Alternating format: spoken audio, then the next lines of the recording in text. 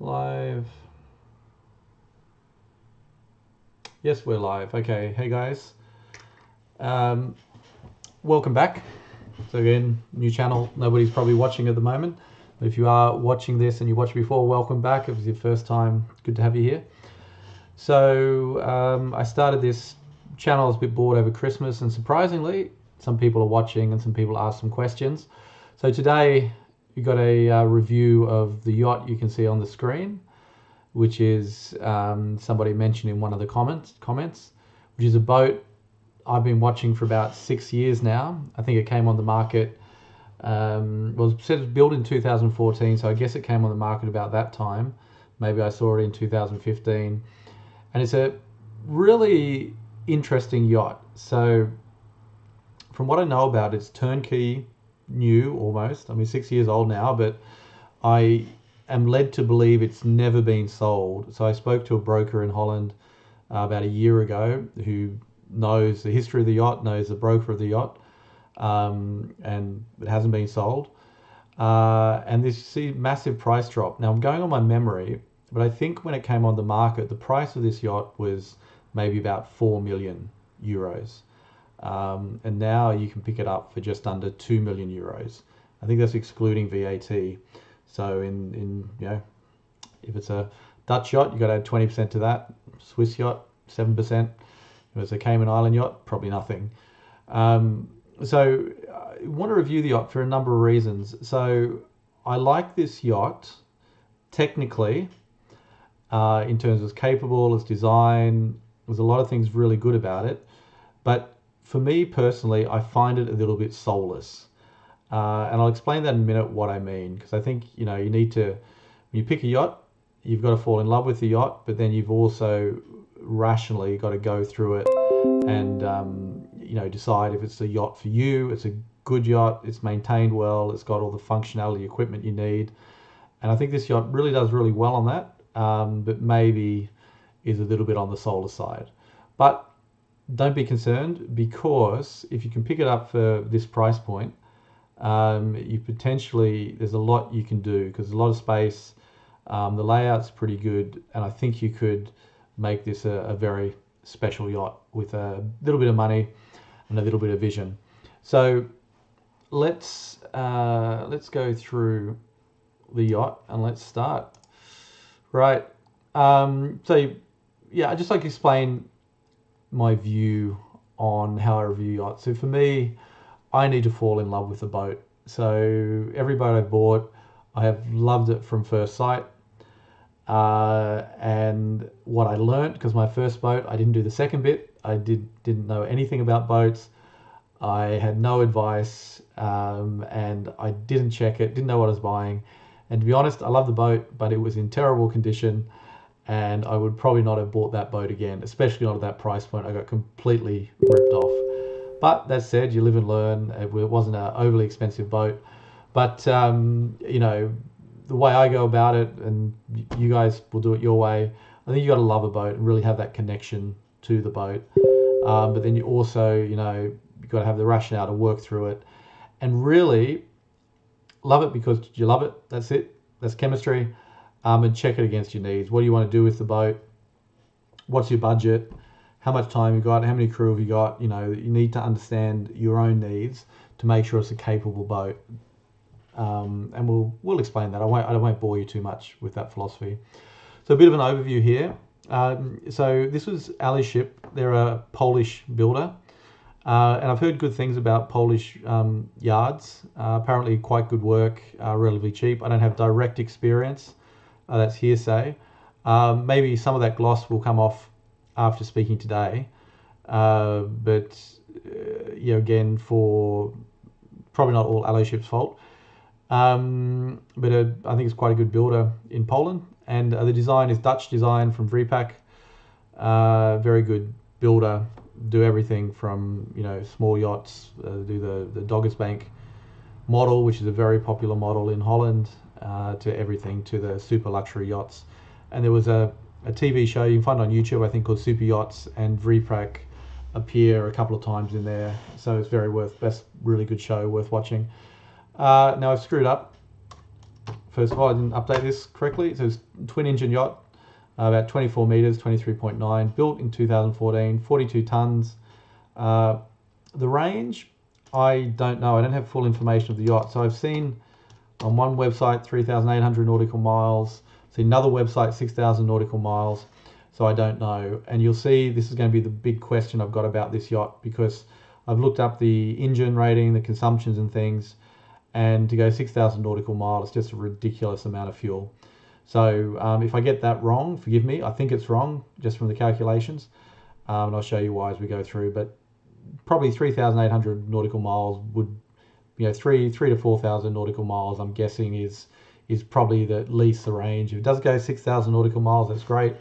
Twin engines, yeah, it just depends on fuel capacity. Purchase price 1.975 excluding VAT, and that's about $2.4 million. So this is a yacht. So the first step is just to get a feel of the layout of the yacht. So it's I always forget the name. You got the pilot house at the top, large rear deck, which is quite nice. And then you got your salon, kitchen area here. And you can see the cabin, the superstructure is towards the aft of the yacht, which is good for motion. So like I always say, if you were steering from the very front of the yacht, you'd be going up and down meters in rough sea. You don't want that. Your steering needs to be in the center of the pitch, so you rotate around a point as opposed on the extremities. That's why they always put it at the back. Well, not always, but these ones do, especially ocean going. That's what you want. You've got 3 levels there. So you've got the main deck, and you've got quite large gangways down both sides. So you've got access all around the boat. You've got the steering level with pilot house, and then you actually got a staircase up to the top. Looks like you can't steer there, but for lookout, access your mast, etc., you've got easy access through the ladder there. And forward, you've got crew quarters forward. As you'll see, there's a surprise. This is a one dinghy, another surprise where the second dinghy is. And you've got crew quarters forward, and so you've got your entrance there too. And I need to learn the proper nautical term for that. Hatch, so mast with a crane to get things on and off. And it looks pretty heavy duty crane there, so you shouldn't have any problems. Like I see, you got a massive amount of foredeck space there, so you know you could really load it up. If you got kayaks, maybe other dinghies, who knows what you can put there, but you got a massive amount of space. It's 24 meters. It's really a good sized boat, and it looks like you probably could sail it short-handed. 2 people could handle it pretty comfortably, I'm pretty sure. Probably be too much space for 2 people, but you'd be nice. And the first impressions for me is it's a nicely designed boat, but there's nothing exciting about it. It doesn't get my heart racing. It looks a little bit dull. It's shiny and new, but it looks a bit dull. The recreation areas just look a bit bland. And I think we get the interior. This is, you know, the same thing. It's a nice cockpit here, the layout, everything, modern equipment, good controls, you know, full electronic controls. These seats are great. I like the seats with the headrest, high back, your footstool, and you've got the slides in the tracks in the floor, so you move it back and forth, which is good. Better than having a fixed position. So really high quality chairs. And then navigation table, it's good, all facing forward, and a pilot seat here so people can socialize. But again, looking at this interior, you know, it's nothing fantastic. It's just good enough. It's clean, it's nice. I don't like the floor. Again, it looks like a house floor rather than a yacht floor. I like my nautical touch. But depending on your taste, you know, that's a very personal thing. But yeah, very, very nice, you know, modern, usable, you know, helm. Absolutely. And so this is a bit of a surprise here. You've got this rear, what do you call it, ducktail deck, which folds down. You've got another dinghy in there, little shower, wash off, etc. So, you know, this can be nice for bathing or relaxing, getting on and off the boat, potentially tie your dinghy on there, so easier to get in from there than these very high sides. the downside of this is, and this again preference, other people don't like it, is I believe in simplicity, and I try to do in terms of looking at risk management is to not have any breaks in the hull, things that can go wrong. So the last thing you want is not to be able to shut this. You're probably not going to sink. From what I can tell from the plans, this does not go through the main part of the hull. You probably be on a funny angle or something, you know, that'll be filled with water, but you're not going to sink. If that did get, you know, open, for a new boat, should be okay, but you know, things deteriorate over time at sea, so you need to make sure it's well maintained. And you know, even if it's not dangerous, could be one of those annoying things, it just doesn't shut properly for whatever reason. Something gets jammed, you bend something, you know, who knows, right? There's just, if it moves, it can break.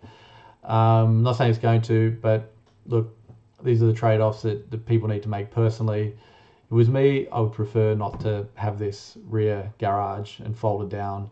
I'd rather things on the whole one in contact, minimal through hole sections, or you know, holes in the hull. Then you know, really nothing can go wrong. There's no weak fault points. You've just got like a steel bucket basically. But still, if you like that, that's nice. This is the other surprise too. They've actually got a garage on board. So you can see on the right hand side, Land Rover seems to fit in there. Can't tell if that's a short or a long wheelbase. So this must be about 6 meters wide. We'll check that. But if it's 6 meters, that'll comfortably fit a Land Rover, I'm pretty sure. A Dodge Ram pickup is about 6 meters, shall we say. This will be a bit less than that, I would imagine, and skinnier too. So it'll fit in, so that's quite nice, especially if you're going around the world, you want transport, you've got your own transport on and off. You don't have to have a Land Rover, get a Mini, get a smart car, get, you know, something else smaller, can work. But you've also got the option there for another layout. So it's probably not so clear on this. I'll see if I zoom in a bit so you guys can see it a bit better. So you got crew cabin forward here. So it looks like you got a couple of bunks here, a sofa, kitchen, shower for the crew. What they're proposing here is that you can put in another double cabin, another single cabin, and then this is the existing layout. You've got your main cabin in the center of the boat, should be nice motion there. Kitchen, shower, hanging space, etc. Maybe a triple cabin there, not 100% sure. Another bathroom, shower here, and probably some storage and the staircase. So, you know, you've got a lot of berth there. So I think you've got 2, maybe 5, at least 8 berths on board, and you can take that up to 11 if you really wanted to, if you turn the garage into something else. So yeah, very interesting design. I haven't seen that before, at least not much. So this is the boat, the whole design. So you can't, there's no waterline marked, but you can, if you take it from basically below the ducktail, shall we say, running along there. You know, relatively shallow. You've got obviously a lot more boat out of the water than in the water.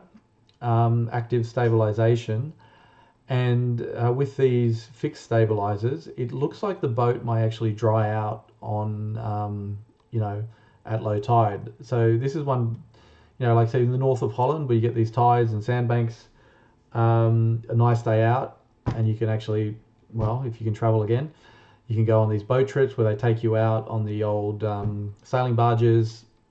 The tide goes out, the boat sits on the sand, and then you go out and you pick up, I think it's mussels or oysters or something. So, you know, if you're going around the world and you needed the boat to dry out for whatever reason, or you just wanted to clean the bottom, having the ability for the boat to dry out and stay upright is clearly a very positive thing. So, you know, that's something nice about the design that I quite like. So from this you can see you got a staircase here. Now this actually indents in the hull, so this is not external staircase, this is actually built into the hull. We'll see if we see it a bit closer. So, you know, I don't know how high this is, it's got to be 1.5 meters maybe. You can see it, and then you've got the entrance to the garage which folds down, you know, your hatch here, portholes, etc., which we'll get into a bit later. I think you've got anchors on both sides. There you go, that's more or less it. And yeah, probably the covered rear deck is another one to look at. So, you know, when you look at the potential, I say it's a bit soulless, I think it's really the way the interior has been done is part of it. And I think if you've got a good designer, you know, I like my Explorer yachts to look kind of dangerous, kind of piratey, kind of, you know, it just looks cool. And they haven't quite nailed that yet. So, you know, with a bit of design help, and it would just be design, pure ego, you could make this a really cool looking yacht. It's got a huge potential. And look, this Vripack design is very popular. This is 24 meters. I'm pretty sure I've seen these in something like 18 and 21 meters, but you know, similar layout, different sizes. There was a good one around 20 meters, can't remember exactly, sale recently for about 800,000, which would have been a great boat. And look at it and go, well, why is it in that price point? I didn't fully understand it, didn't know the boat. But, you know, these are around this design. So, you know, with the Vripack name, you can't really go wrong. Great designers. So what we'll do now, we'll just look at some other photos on the website. Right, so we're here on Van der Vliet. Recommend them if you want to look at some great yachts. If you want to buy a yacht, yachts.nl. I'm not sponsored, don't have any relationship with them, but I've been looking at their site for years now. Good guys. And they specialize in Dutch yachts, generally 20 meters above, sailing and motor yachts, and they sell quality, you know, very high quality, well-maintained yachts. So they've been the main broker as long as I can remember. And we'll just go through some of the shots here. Actually, what I might do, I'm going to just change to a different website because unfortunately on the Van der Vliet website, you can't turn off the auto scroll. And then if I want to make it bigger, it doesn't happen. And it looks like maybe this one, I can't turn it off either, but well, let's see. Okay. So what can we pick out just by looking at it? A lot we've covered already. So Portuguese bridge. So again, look, access around the boat is excellent. So around the pilot house, you can get all the way around with the rear deck. On the main deck, you've got access on both gangways, both sides, a smaller rear deck with a nice cover, staircase up to the rear, and obviously internal staircase, so good access. You've got your lifeboats here on either side, a couple of receptions, maybe internet, maybe satellite phone, not really sure. A couple of radars, a TV antenna, could be, you know, all the rest. Your life buoys, you can see room for actually a pretty sizable skiff there. So again, not sure the width, we'll check that, but it's got to be like at least 6, probably 7, maybe even 7 or 8. And again, yeah, the access to the foredeck is just, you know, brilliant. So nice scuppers. You got, you know, the water should just run straight off. You got a lot of space there. They're not too shallow, nice and long.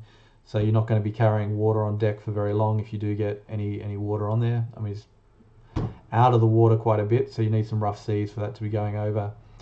So this boat just says, look, it's a nice Explorer design, lots of space, very shippy design, and yeah, like I said, lots of potential to get something that's not too old at a pretty good price and make it your own. So closer shot, this one we've already seen. We'll just move on. Anything interesting here?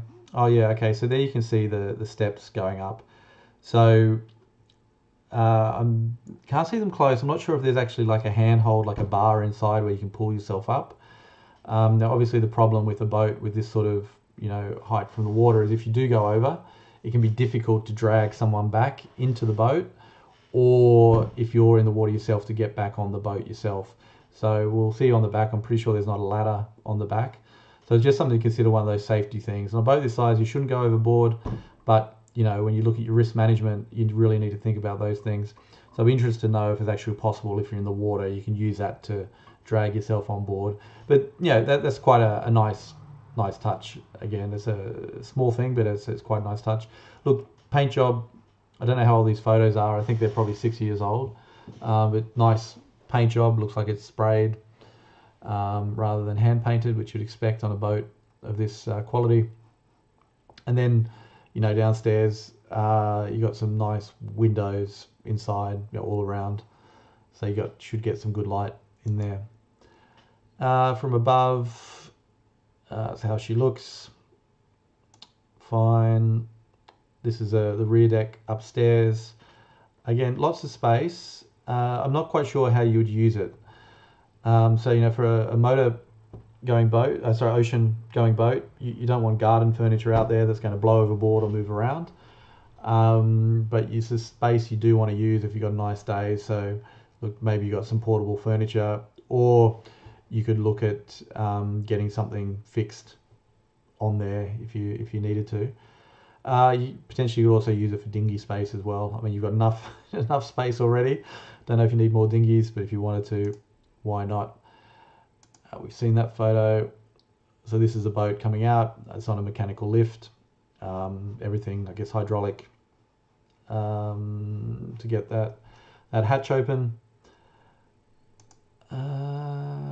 Yep. Okay, this is the interior.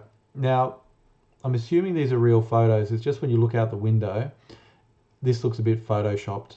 So I don't know if that is actually the real photo, looks photoshopped or not, but the interior looks real enough. It doesn't look like a computer mock-up. So again, you know, the layout's okay. Desk, fine. L-shaped sofa is quite big.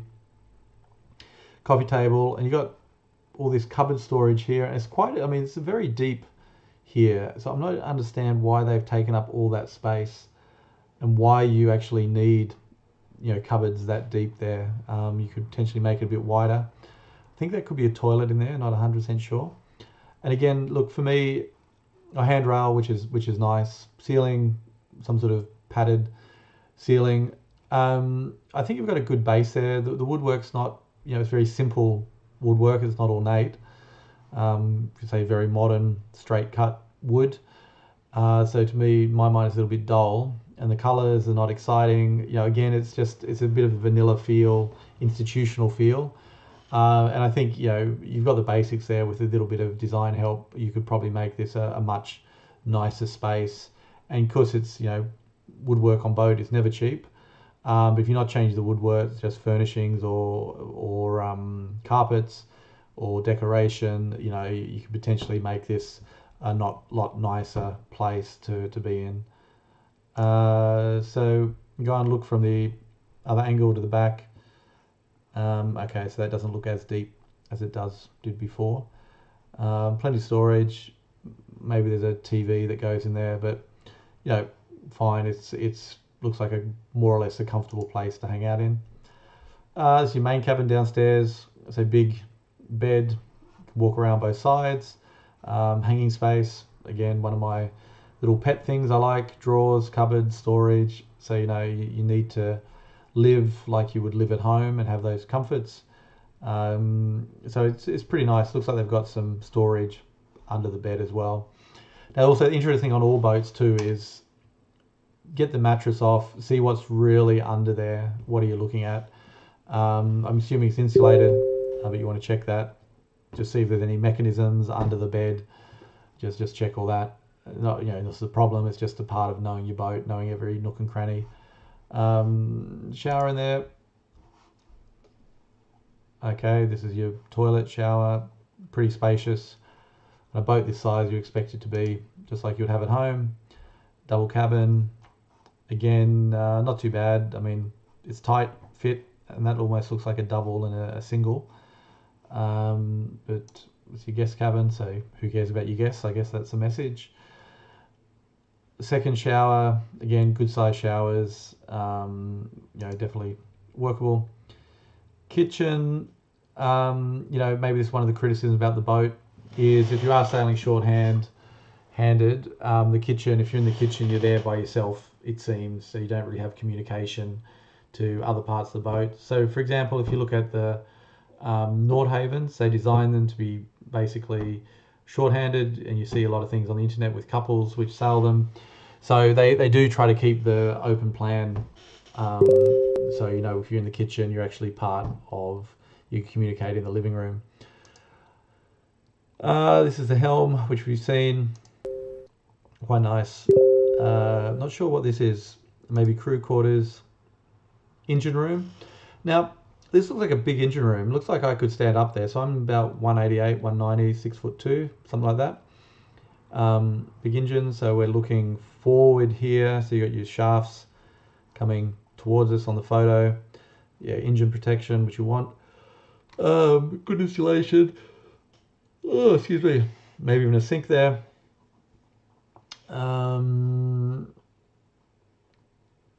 All your different pumps, generators, maybe fuel. I would have to get into that. I can't really get a good look from here. And the layout, right, so there's nothing to it. We've seen the one on the top, on below, nothing really special there. You've got the pilot house there. You might have maybe you've got a toilet there or a little hand sink. Hopefully a toilet. That'll be nice if you're doing long trips. The Portuguese bridge. So we've seen all that. The interior, so the garage forward. We've got master cabin, 2 singles. Yeah, and the 2 bathrooms. So, you know, for a 24-meter boat, you've got really a lot of space.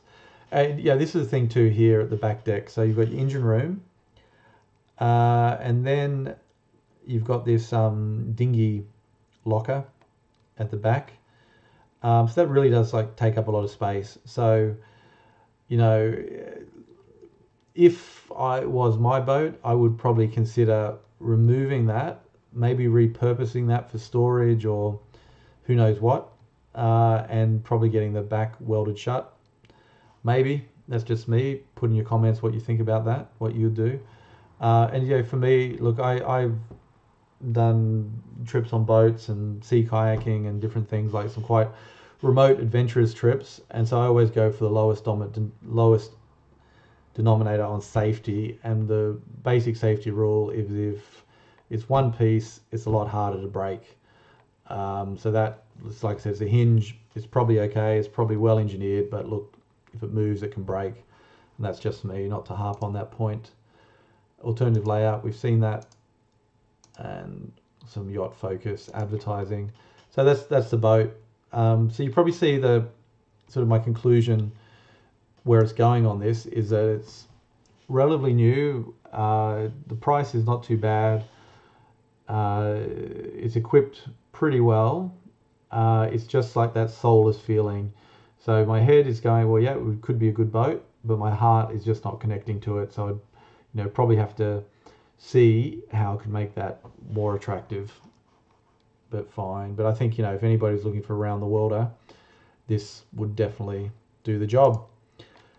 So we come back to our little PowerPoint here, because the world needs PowerPoint. Here's some stats. So if you watched my last video, I did a comparison between 3 boats. I've taken off the Altina trawler. I think that was unanimously voted as the worst boat. I mean, it's not a bad boat, don't get me wrong, but in the grouping, it wasn't the favourite. So I've kept the Van der Molen, the converted trawler, which got a bit of criticism. Well, not criticism, like that's a bit harsh. Saying it was criticism sounds like criticism. Discussion on preference for good reasons. I understand the feedback, and this is where, look, you know, when I'm speaking here, I'm speaking my preference. If I do get anything technically wrong, please do tell me. I still got a lot to learn. So we kept the Van der Molen there. Of course, I like it, and I think it's got some interesting lessons because it's a boat from a different generation. We've got the Nordhaven as well. This is the N60. Oh, I kept confused. N63, N62. It's the older version, anyhow, which was a very popular model. I think it looks great. Very nice boat. I've had the Aluship there too. So, in terms of, you know, what can we pick out of this? So we've got, you know, Aluship's steel hull with aluminium superstructure. The Van der Molen is all steel and this fiberglass yacht. So obviously different construction methods for all of them.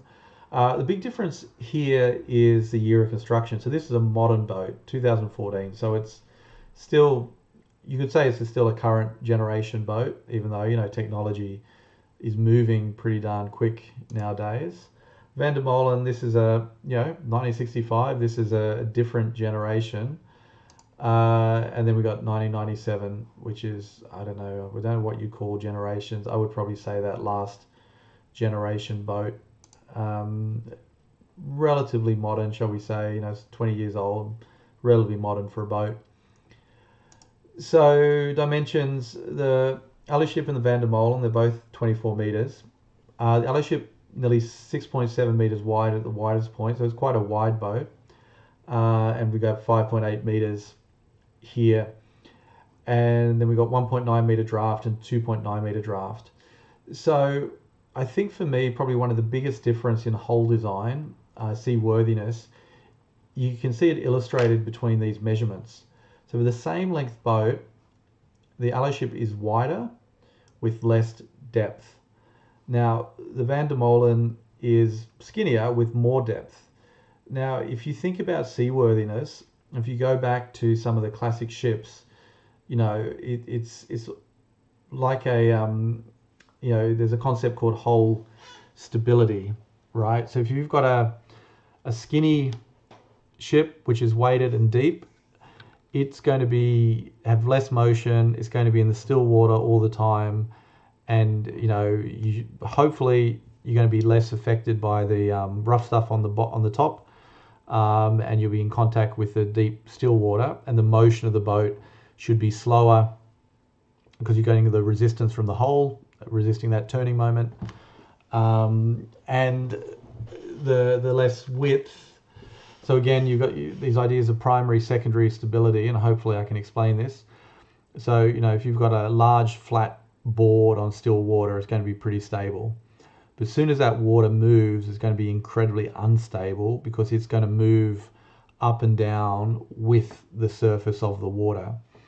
Whereas if you've got like a deep hole, maybe a bit skinnier, well, on these boats, they're still going to be solid anyhow. But when it starts getting rough, because you've got that depth, and also because you do not have that width, you're less affected by the rough stuff on the water. And I think I'd like to do a video just explaining some of these hull stability, motion, how that all works, and this whole concept of seaworthiness at some point, because I think I've really screwed that up. But for me, depth is always a good sign of seaworthiness. So at 2.9 meters, nearly a meter more depth. And we have a photo later on with the hull of the Van der Molen again. I just get the impression that is going to be nice, seaworthy, nice motion boat. Now the Aluship, they're both big boats, right? So displacement really means a lot when you're at sea.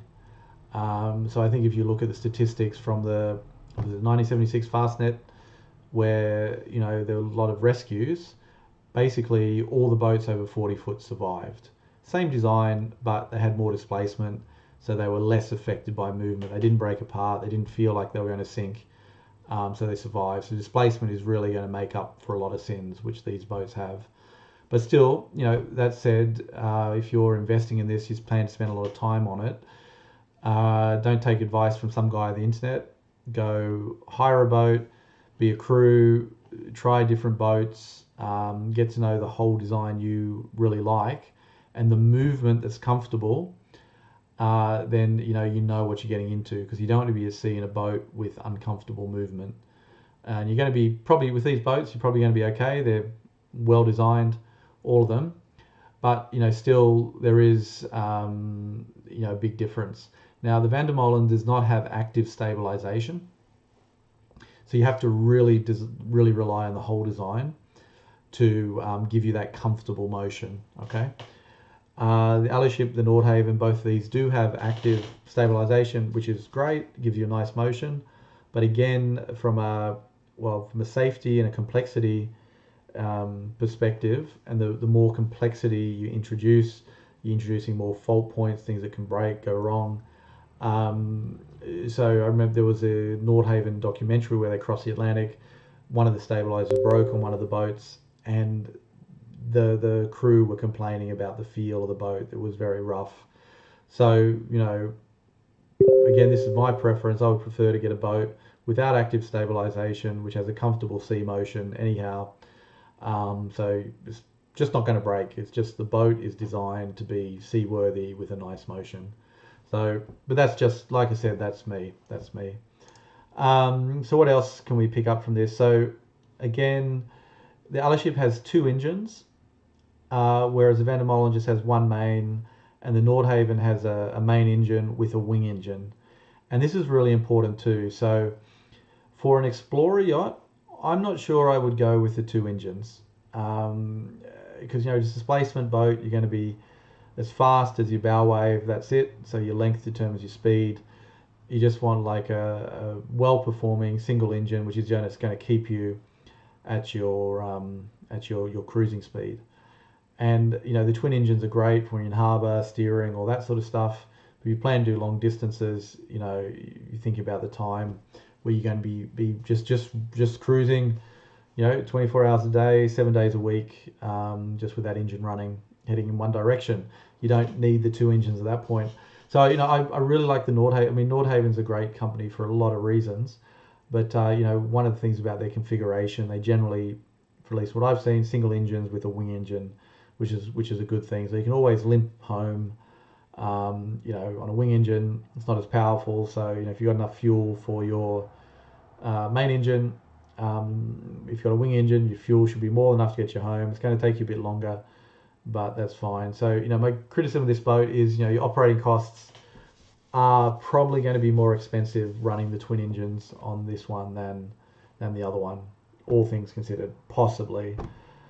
And again, I'd like to do a video on fuel consumption and engine layouts, etc. at some point. We'll see if we get around to it. So my big question here is I don't have fuel numbers for the boat.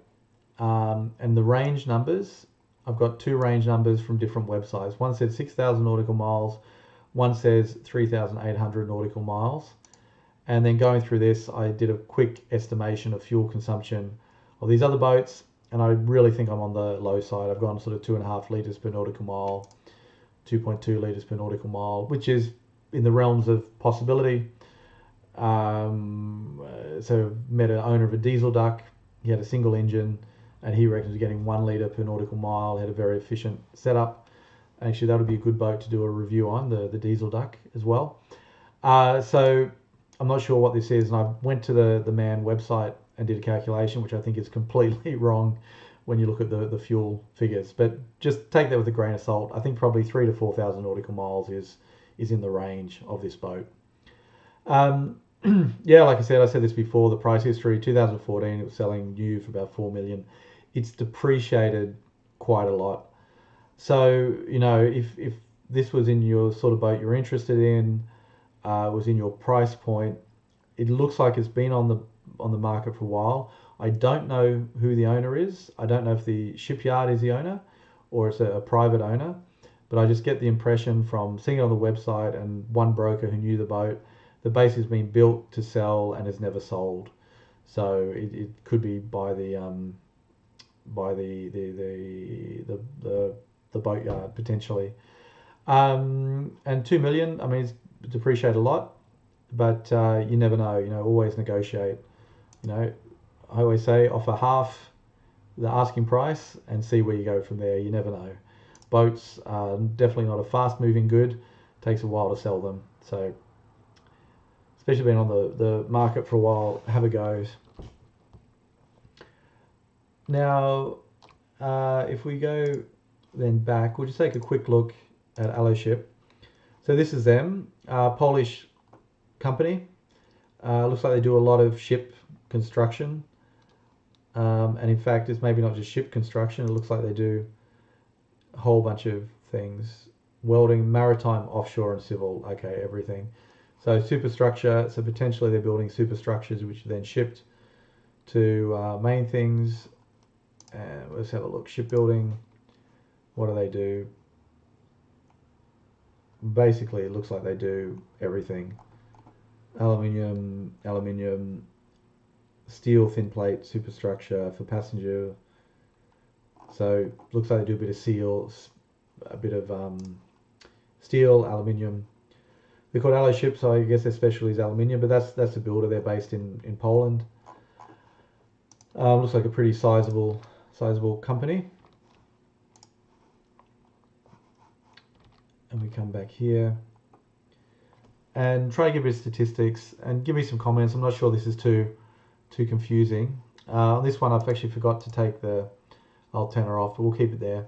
So you can see my questions about the fuel. So I did some rough calculations based on the MAN catalog, the diesel engine catalog, and worked out that, you know, it's maybe 7.5 litres per nautical mile per engine, maybe, but sounds a bit excessive. So I was putting a number of 15 litres per nautical mile. So with 6,000 range, you need 90,000 litres of fuel. So that's a hell of a lot of fuel, right? So I think that number's completely wrong. And I don't know if it's the range, I don't know if it's the consumption, it's probably both. But yeah, would that be true? It would be nice to have 6,000 nautical miles, potentially got a 5,000 nautical mile range, which is pretty big. And again, I can't put any guarantees on these figures. They're probably ballpark correct, but you know, a small change in consumption per nautical mile does a, you know, big change in your range. So who knows? So again, my 3 routes: Canary to St. John's. That's a cross Atlantic. Should be able to do that, no problems. The Altena can't. Lord Haven, it's a bit borderline. Probably you could squeeze it. So I've done the range on 80% with a 20% fuel reserve. So that may be too much for some. It's pretty conservative. So with a 20% fuel reserve, you should be able to make it across, no problems. The route 2 to get across would be from Lisbon to the Azores, 785 nautical miles. No problem for all these boats. And then, you know, jump across from the Azores to the Bermuda, about another 2,000 nautical miles. All of them can do it. So fine. I mean, this one you can do it in one hop, basically. It's got cross oceanic range. And theoretically, you know, if it's a 6,000 nautical mile from Amsterdam to Rio, I think it's about 5,500 nautical miles, plus or minus. Yeah, you've got that range too. So really, it's really quite a significant range. If that is, just check that out. So this is a new point that I want to build in, and I may be labouring the point here, but about around the hull openings. So design philosophy, and this is something that I like, is that your hull, your Cusco, it is just that. It is your hull, and it is hull as in WHOLE. Without any holes, HOLE, in your hole, HULL. And actually, I didn't mean to do that. That just came up then. So you want a whole hole with no holes. Okay, that's the goal. That's my goal. You decide. So you know what I've done a rough estimation of the number of holes in the hull for all of the boats. And there's a couple of things that at least I think about. So Aluship, they've got 10 portholes, so 5 on each side. They've got this active stabilizers, so you've got the through hole fittings for the stabilizers, bow and stern thrusters, so you've got potentially 3 holes there to come through, and then the stern garage is obviously some kind of a hole. It's not going to actually go into your bilge, it looks like, but still, you know, it's obviously going to affect the seaworthiness of your vessel if you can't close that, can't close the garage. So in here you've got like 16 holes in your hull. Now the Van der Molen, again, this is one of the things I look at it, and you know, it's just interesting how people look at boats and where it's a value, and it's really a value system on what you value first. So whenever I've done expeditions or trips, I have 3 priorities in this order. First is to be safe, second is to have fun, and the third is to do the distance or achieve the goals of the expedition. So I'm putting safety above everything else. You know, I think with the proper risk management, preparation, there is no reason you should have a serious accident, be injured, lose your life, right? Now, I've been rescued before, dumb story, fuel filter, new boat, didn't know how it worked. So, you know, I got a rescue. A bit embarrassing, but the Coast Guard, you know, they kind of loved it. I was in the UK. They had a good time doing a rescue. It was a pretty safe rescue. I learned a good lesson. I got towed in, which was kind of fun, I've got to say. Met some great great people. So that was just poor preparation on my side, embarrassed, learn the lesson, and we move on, right? So, theoretically, there should be no reasons why you should have any serious safety issues, even in extreme weather. Now, it can get out of control. You can be caught out. Don't get me wrong. Things do go wrong, but it's all about reducing that probability. So for me, like I said, one reason I like the Van der Molen, and like I said, the classic design, the depth, that extra depth, the design of the hull, which gives it a lot of just hull stability, a nice motion, minimal hull opening. So here, I haven't put the drive shafts here, but it's got the bow thrusters. It's got like literally one hole in it. Now there's going to be other ones in there for cooling and other things. Don't get me wrong. This is very simplistic, but on a comparative basis, it's got one. The Alterna's 10 again, the Nordhaven 10 to 14. So with the modern design, they're designed to be a bit more crew friendly, so you can enjoy it. So you're in your cabin, you got a bit of light coming through, you can look out the window, which is nice. Personally, I don't need that. I don't value that. In the cabin below, I want to be sleeping, or I'm not looking out the window. And it's such a small window anyhow that it really doesn't matter. Give me some good lighting in the cabin, and I'm okay. If I want sunshine or windows, I'll go up onto the main decks. So I would value having an intact hull above, sort of any of the modern features. And I think this again is a lot of difference in design. So you see the way boats are sold. So you can see a real shift over the last 30 years to like bigger windows, more luxurious interiors, all this sort of stuff, which is all great stuff. Don't get me wrong, but it depends what you're going to use it for again. So if you're on the North Sea, you're going to be hopping across in 12 hours. You can pick your weather windows. There's plenty of rescue nearby. You're in a pretty controlled environment to some degree. Things can go wrong, but help is at hand. But if you're in the middle of the Atlantic by yourself, it could take a while for rescue to come. You just don't want to take that risk. So fine. And the more remote areas you go, the less you want equipment that could potentially break down or you can have problems with, in my view. So again, this is the Van der Molen. As you can see, it's pretty classic design, canoe stern, very deep. You've got the fixed stabilizers there, which do help with your roll a lot. And look, compared to the modern hull, there's really no holes in there. I could be wrong. Is that a porthole? I'm not sure. It could be a scupper. That looks like the deck. Could be wrong. So not to labour the point. And here you can see you've got porthole here for the crew. Another 4 here for your cabin. So this is going to be engine room back here. So you're going to be your master cabin, and then your double cabin on this side. You've got the bathrooms on the other side.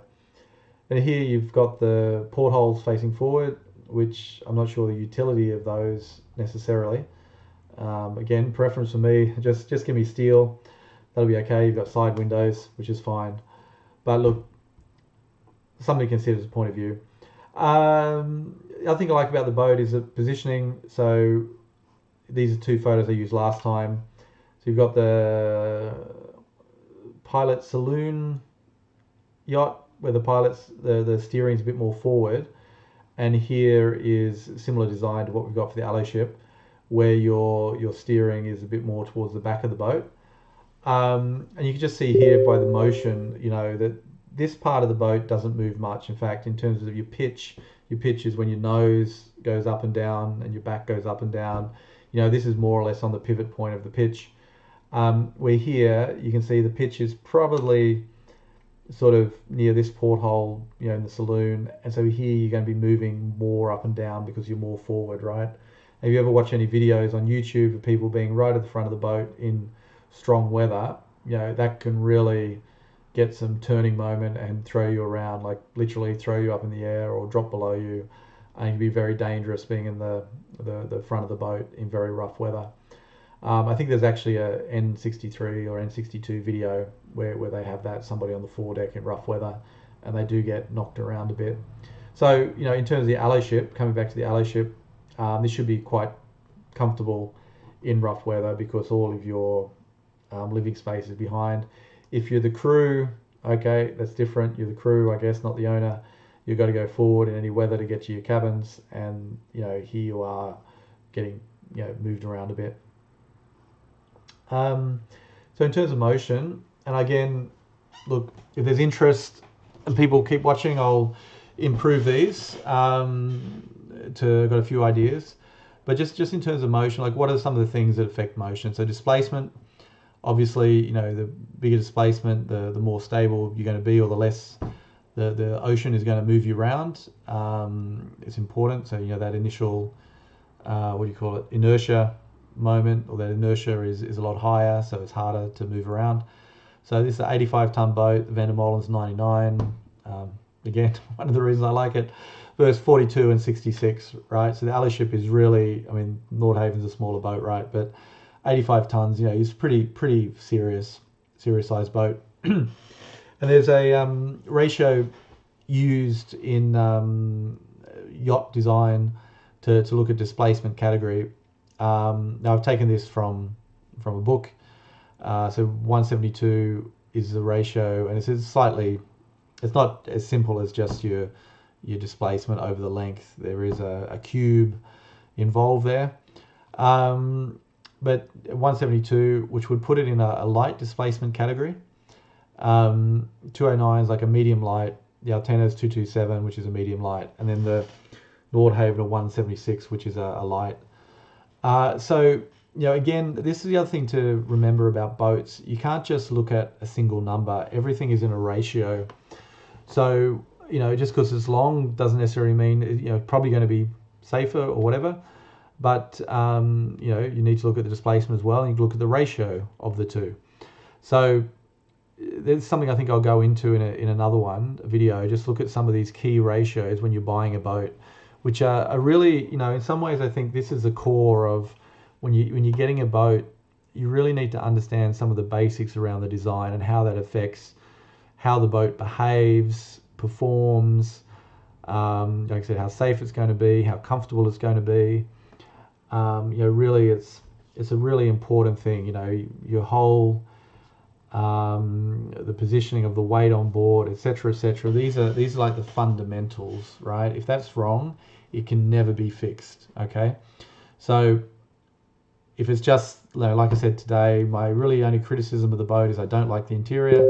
But look, you can change the color of the carpet. That's easy job, right? Cabins, make them bigger, smaller, etc. But your whole design, that's really fundamental.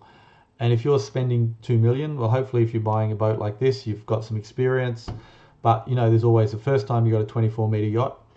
Like I said, you may want to go crew, get some experience. With this boat even, make them an offer. Say, hey, can I lease it for 3 months and, go spend 3 months going to the Caribbean and back, see if you like the boat. It's income for them. You get to try it out, and maybe do a deal where you get that money back taken off the purchase price if you buy it, like a lease to buy kind of option.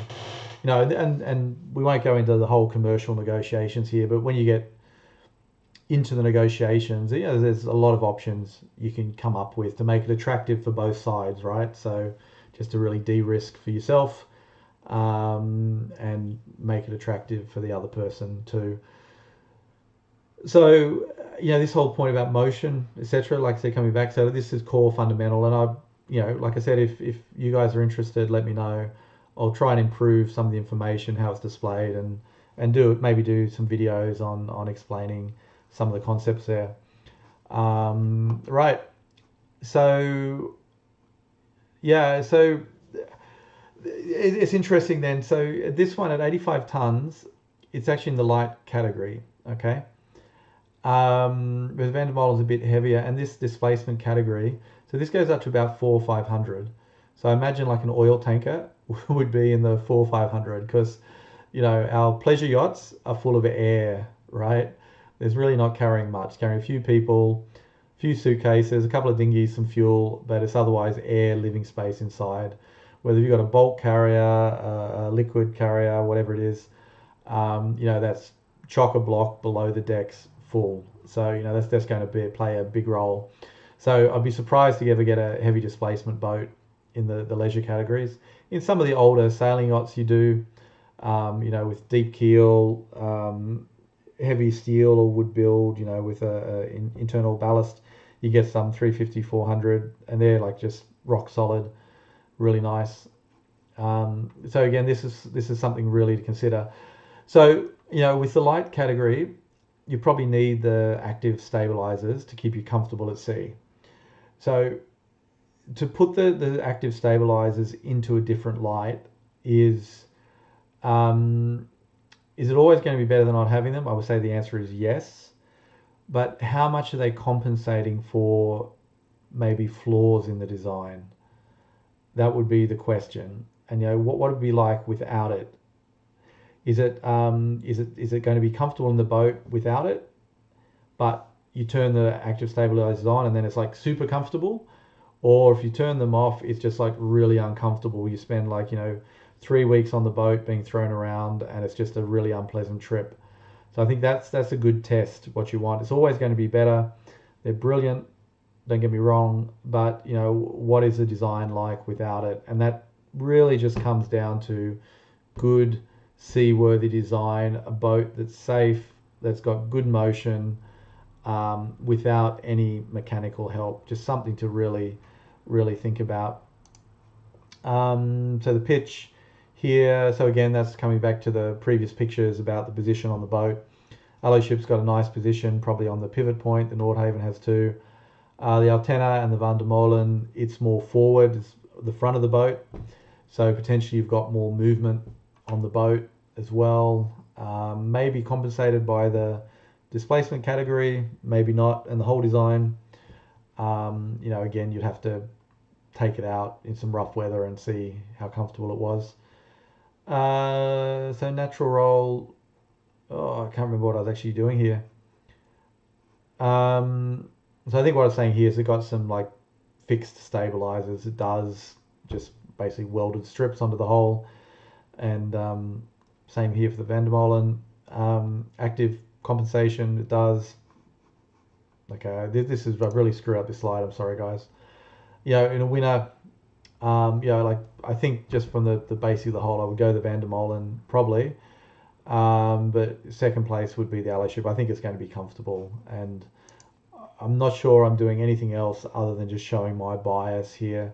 But what I'm trying to do is to show you the assumptions behind my bias, so you can not listen to a guy who just wants to tell you what he likes, but you can apply the same logic to your decisions. And like I said, before about your values, like I've got mine. It took me a long time to work that out.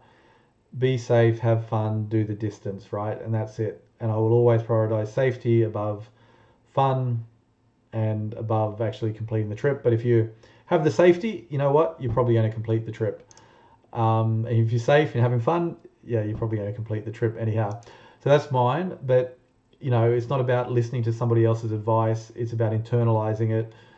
If you got the experience, I'm sure if you haven't done it already, you could sit down in 5 minutes and prioritize your values. If you're new to boats or interested or want to get into boats, it's something that you will develop over time with enough experience. Right. Oh, and the environment, my God, this is terrible. I didn't even update this slide. So listen, I've got these categories. If you've got more, let me know, because this is one where I haven't really spent a lot of time on. So lounging, so how comfortable it is when you're just relaxing, okay? I put this as medium. It just doesn't look the most comfortable boat. It's got a nice L-shaped lounge. And I don't know about you, it's quite good to have your feet up and be able to lounge out on the boat, but on that L-shaped lounge, one person can do it, not two. This is quite low, this one. It doesn't have a lounge. It's got a couple of seats, upright chairs, so you could change that. It's not expensive.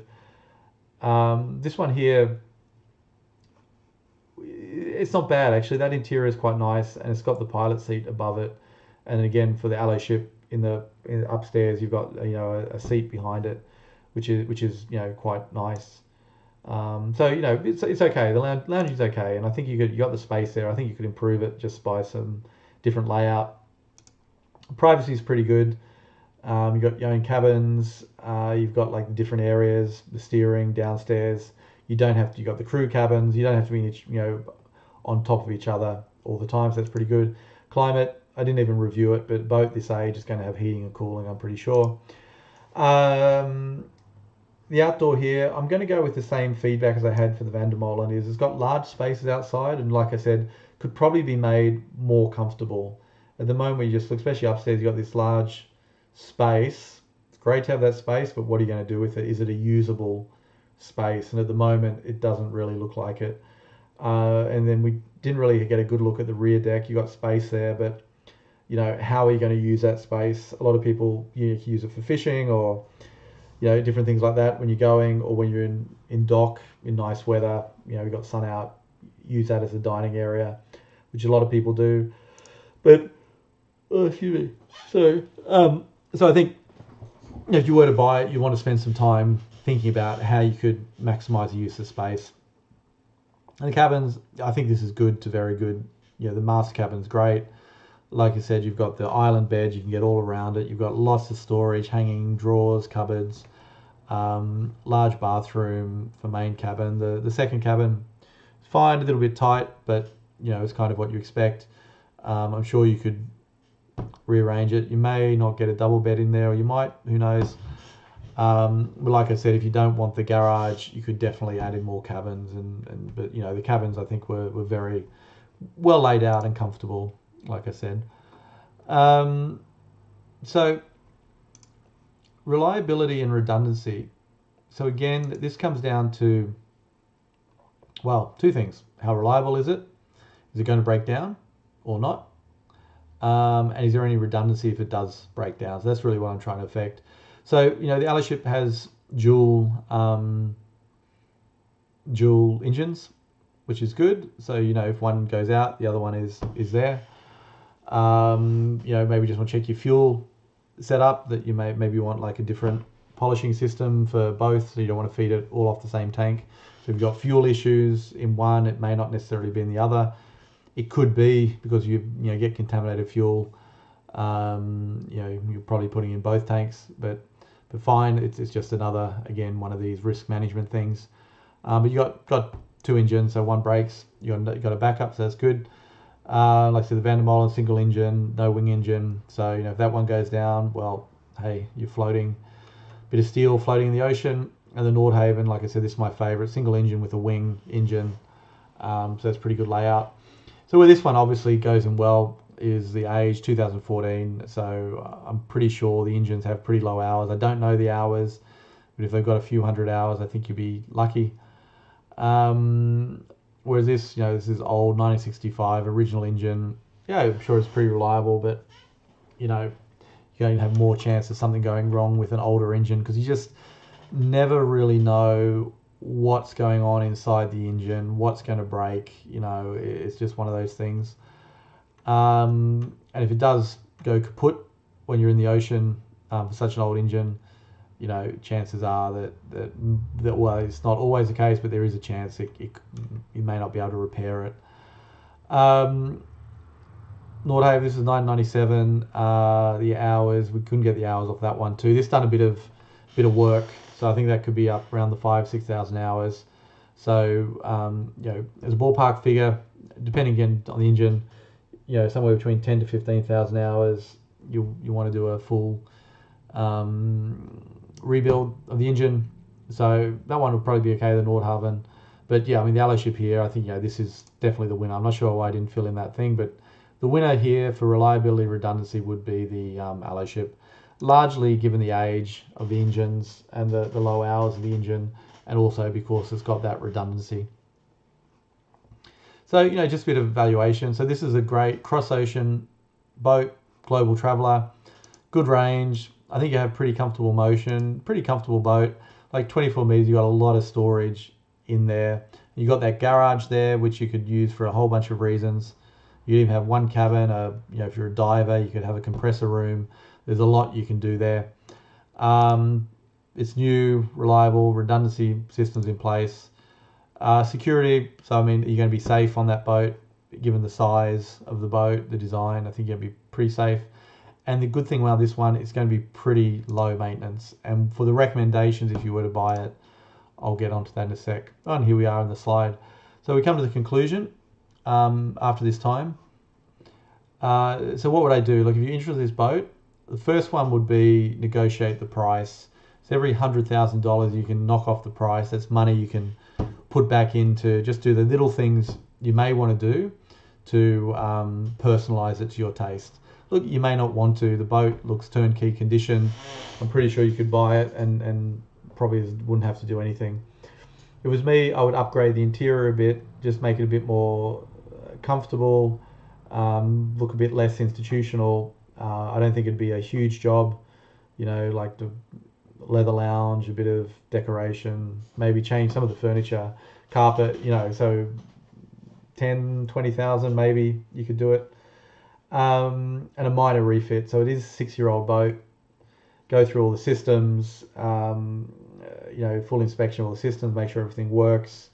Just check to see if there's any corrosion or I don't know, just any problems. Service the boat, and then selective upgrades. So check the technology on board and just see if there's anything nice that's on the market there that'll be useful for you. Or just maybe you want to look at the engineering of the engine room, you want to change some things to your taste, you know, that's all good too. But, you know, again, if you bought it, I think you could pretty much use it without doing anything particularly, maybe just a bit of servicing, to, you know, these kind of minor things. So if you were to put any more than 100,000 into this, I would be surprised. It's not really big jobs.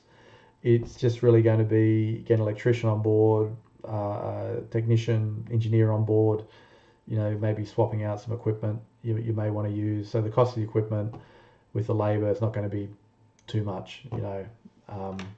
So there you go. That's pretty much it for today. I hope that was useful and made some sense.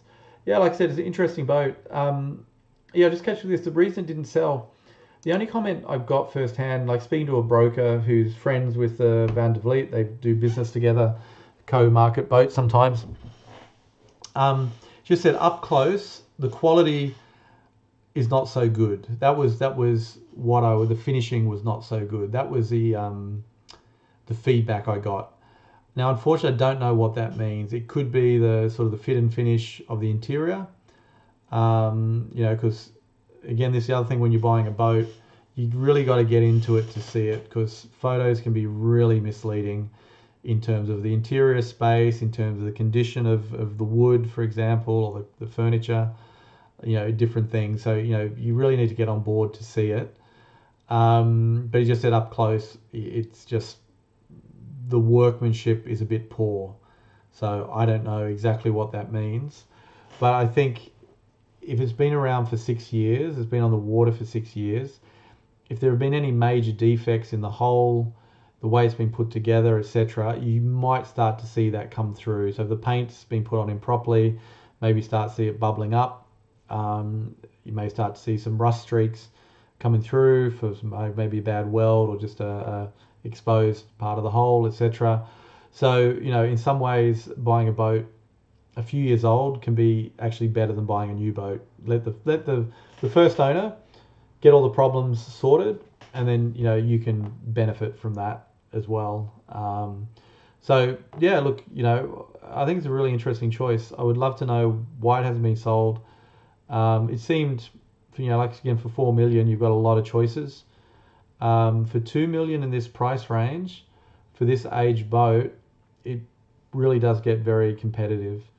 So look, hopefully there's a new owner out there somewhere, and I hope the Van der Vliet guys do get to sell it, and the owners get to sell it, because, you know, boats should be on the water being used, not like sitting in a yard waiting to be sold. And this is a boat that I think a lot of people would really, really enjoy. You know, who knows, maybe we should crowdfund it and you know, buy a week a month. We can do a timeshare. Something like that would be a very cool idea. So okay guys, thank you very much for listening. Look forward to your comments. Hopefully people watch this, let us know your comments. And for the guy who requested the review, let me know what you think. Do you agree? You made some very succinct and very clear points in the last comment, which I really appreciated, which I totally agree with and totally accept. So I'd be very much interested to get your views on this boat too. Okay guys, have a good night. Bye. if I can work out how to turn it off. This is embarrassing, isn't it?